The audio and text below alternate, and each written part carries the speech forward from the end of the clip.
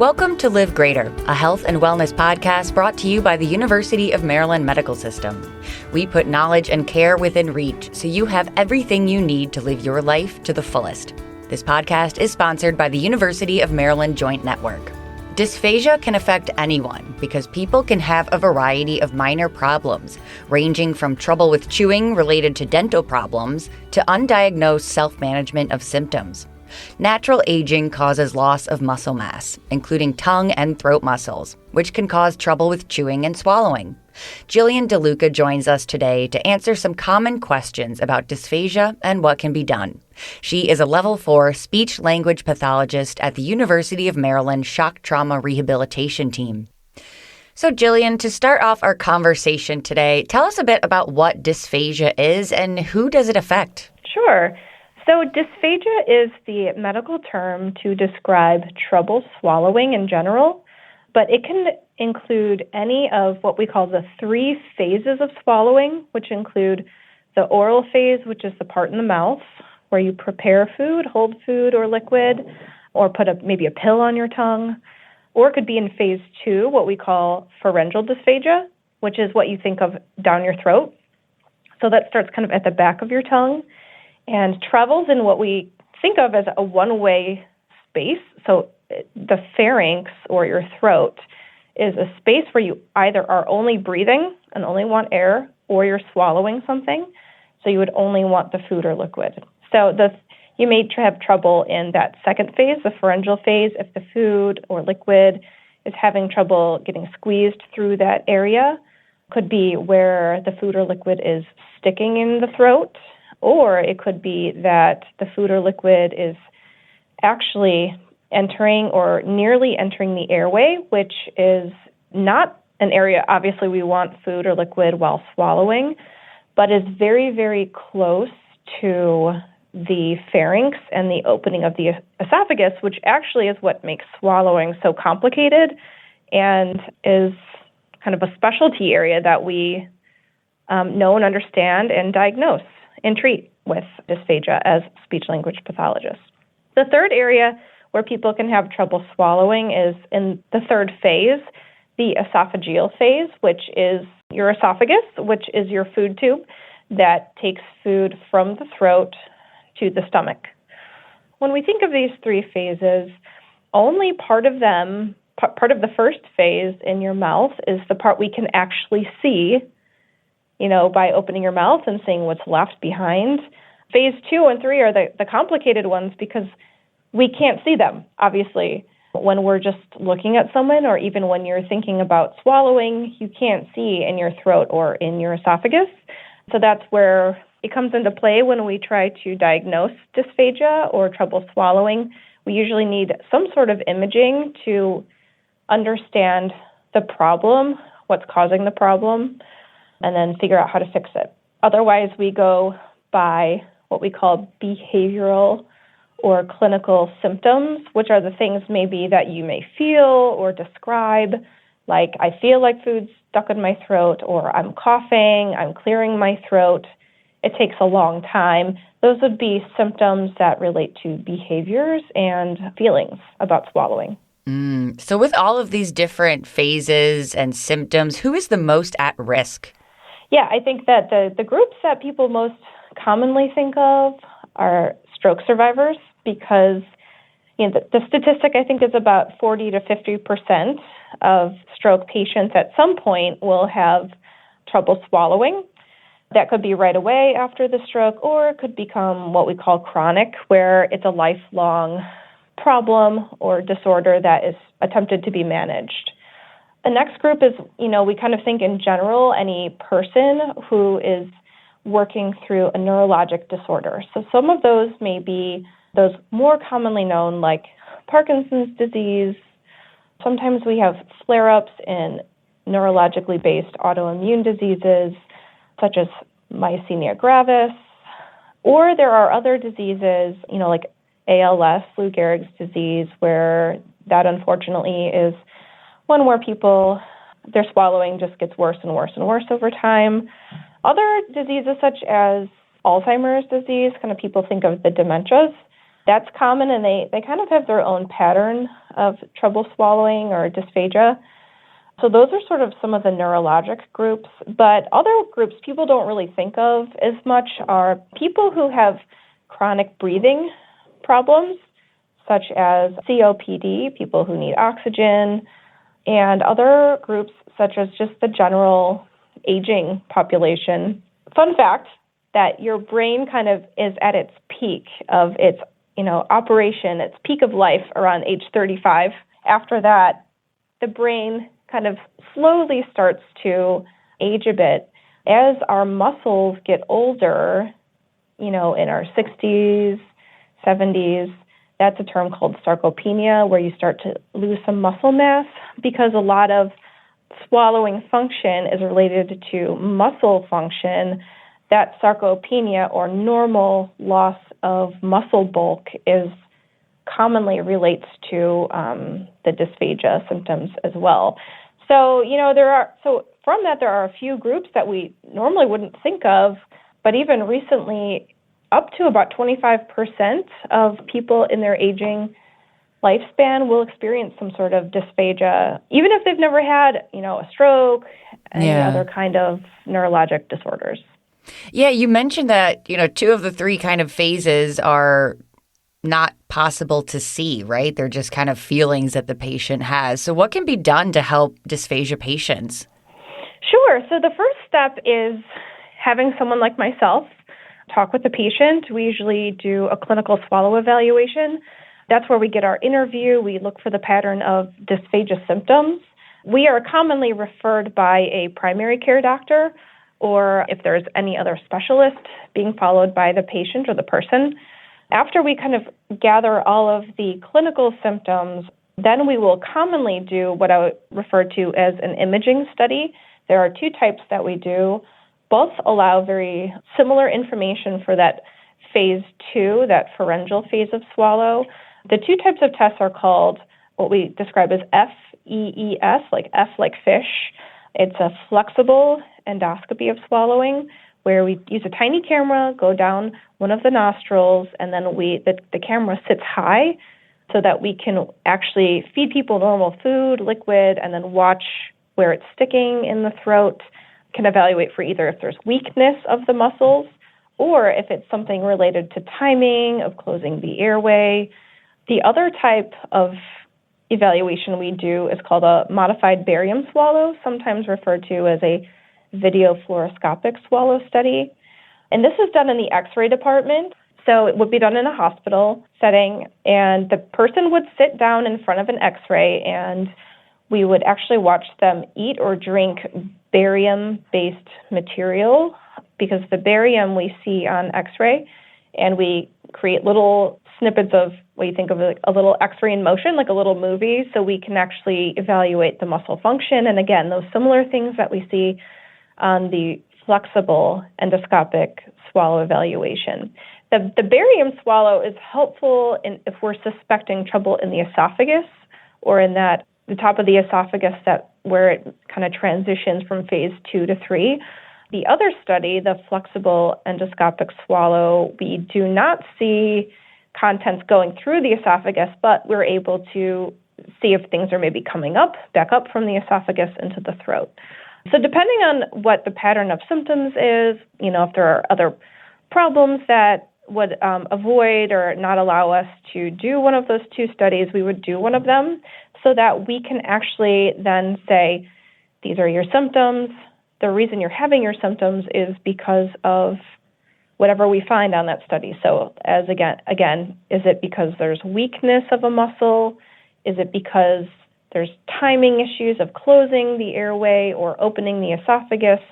Depending on what those reasons for the trouble swallowing or dysphagia are, then we can formulate treatment plans of if we need to help establish a exercise program to try to strengthen the muscles, or sometimes if it's, again, timing, or maybe sometimes a structural problem, we might be able to do what we call a behavioral strategy, where you might put your head down a little bit to open the space in your throat, turn your head a certain way so that it opens up the esophagus a little bit better. So depending on what we find, that's how we then end up treating the dysphagia and hopefully alleviating some of the symptoms. If we cannot figure it out, then at that point we may hand off to maybe a pulmonologist, a gastroenterologist who might be able to look a little bit more into maybe coughing symptoms if it's maybe pulmonology related, or if it looks like there's something abnormal going on in the esophagus, the gastroenterology team may be helpful. If we see something abnormal in the throat or in the larynx, the airway space, then of course we would refer to the otolaryngologist, or commonly known as an ENT, to then help figure out the medical problem as well. Well, what about prevention? What can people do to avoid this in general? That's a really good question. That's something in our field we're actually doing research on. There are some theories and some studies going on to see if actually doing swallowing exercises, even as a healthy individual, will somehow kind of ward off what we're thinking of as trying to prevent any dysphagia. So if we're thinking about it in terms of that natural aging population, it seems to be that there may be promise in this area where we do things just called really effortful swallows, where you're doing a little bit of extra muscle force into swallowing, and some other different equipment-based swallow therapy, which you would learn those if you went to a speech-language pathologist.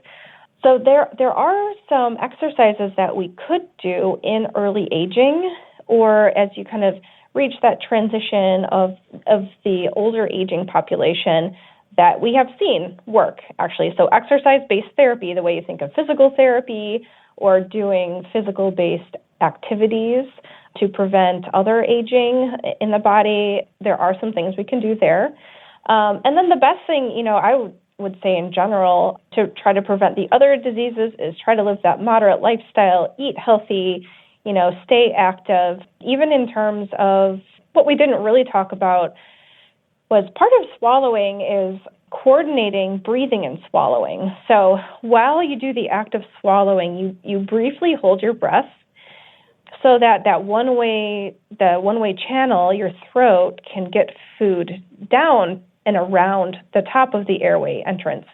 So there's, again, some research going on with pulmonary-based exercise and medicine, in that, which then relates to physical activity and staying active. If you are keeping up your kind of pulmonary exercise, you're, going for long walks, you have good lung expansion, there is a relationship between being able to take a deep breath and have healthy lungs, and actually it makes your swallowing a little bit stronger. So that is something else indirectly you can do, is just stay physically active. We know it's good for your heart and lungs and everything else, but who knew that it was also good for swallowing?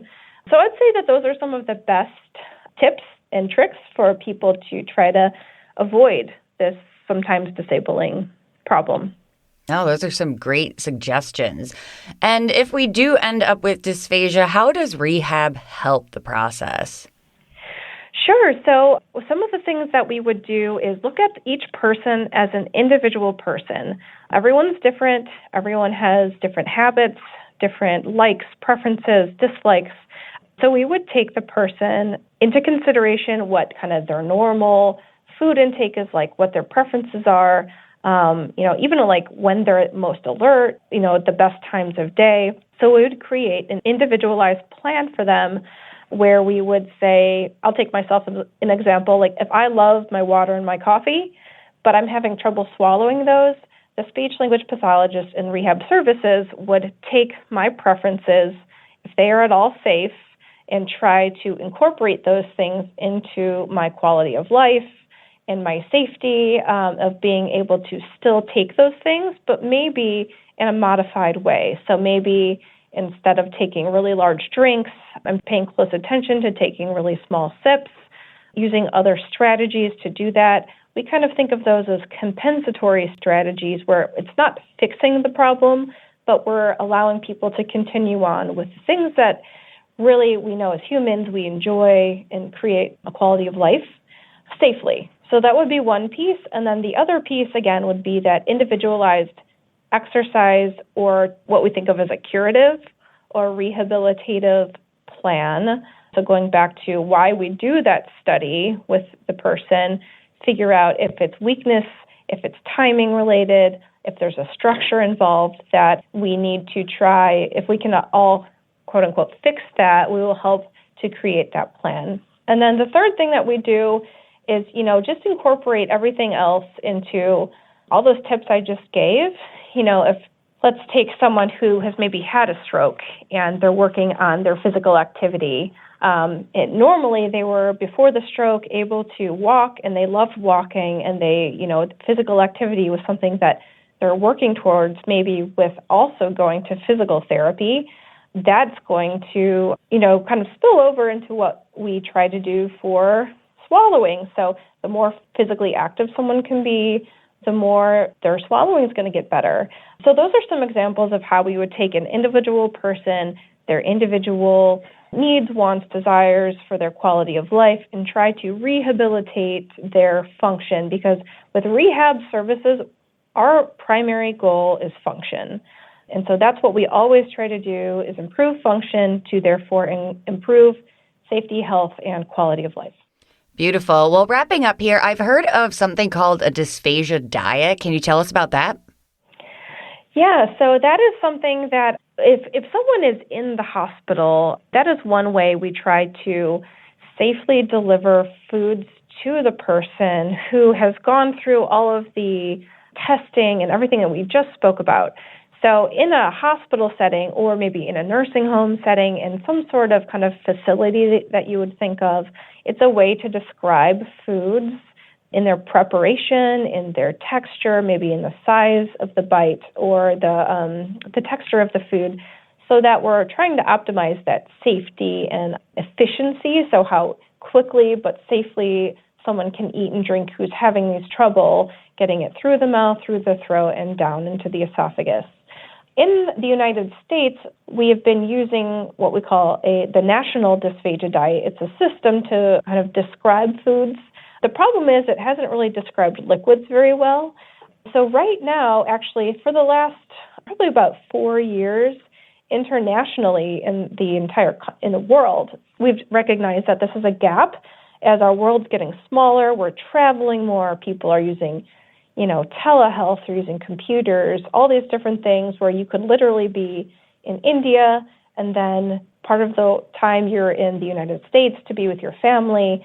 Internationally, there's been a group of dysphagia experts who have come together to actually create what we call the International Dysphagia Diet. And so they have been standardizing or coming up with terminology that is, one, understandable from a language point of view. So anyone who speaks a different language, it translates into concepts, whether they're culinary terms of food preparation or just by texture, something that people can understand. And they've created this system to describe everything from a liquid through all types of foods, so that all foods and liquids can be kind of categorized into different textures. And we can use the system all the way from birth and babies when they're bottle fed, and then transitioning to use, really kind of liquidy spooning foods, the very, very soft kind of like crispy things that they practice chewing with, all the way through the lifespan where, the circle of life kind of comes back together towards the end of life, where maybe we're going back to drinking a lot of liquids, taking really soft foods, kind of spoonable foods. And we can actually track and communicate through the world someone's dysphagia diet needs, experience, and literally speak the same language no matter where the person lives or resides or gets care, so that the safety of the patient or the person can be consistent all throughout the country, or world and country too. But so it's a pretty neat system, and it's out there right now for the public to look at. So if anyone listening to this is experiencing dysphagia, it's a wonderful resource. It's the International Dysphagia Diet Standardization Initiative, or IDDSI.org. And they have, a tab for consumers, patients, general people that describes dysphagia. So it's a really good resource out there right now. It's in different hospitals use this just to print out straight from a wonderful resource. Beautiful. Jillian, we covered so much about dysphagia today. Do you have any last takeaways our listeners should know? I would just say that if there's something that you are experiencing that doesn't seem right or it doesn't seem to go away, it's definitely worth just mentioning it to a doctor so the doctor can get you hooked up with a speech-language pathologist. Sometimes occupational therapists get involved if it's with younger children. So don't be afraid. Don't think there's anything wrong with you or that it's something strange that you should ignore. It's very, the younger you are that we catch these things, it can help you to try to figure out what the problem is. We're here to help. So sometimes there's a stigma that we try to kind of keep people from eating, but that's really not the case. If you've ever had a loved one in the hospital, sometimes that setting is the most restrictive. But really, I think the beauty of rehab and rehabilitation is that it's a growing field in that we really try to focus on function and keep person-centered care at heart to improve your quality of life. So you're not alone if you are experiencing this or know someone who has. There's help out there. So I hope that's just the biggest takeaway from anyone listening to this today. Well, thank you so much, Jillian, for joining us and for this episode chock full of information. We appreciate your time. This episode is sponsored by the University of Maryland Rehabilitation Network. Offering a range of physical rehabilitation services, the UM Rehab Network brings together a committed team of experts from across Maryland to help patients recover from illness or injury, such as stroke, joint replacement, or traumatic injury. The University of Maryland Rehabilitation Network, bringing world-class, comprehensive rehabilitation services directly to your neighborhood. Find more shows just like this one at umms.org/podcast. And thank you for listening to Live Greater, a health and wellness podcast brought to you by the University of Maryland Medical System. We look forward to you joining us again.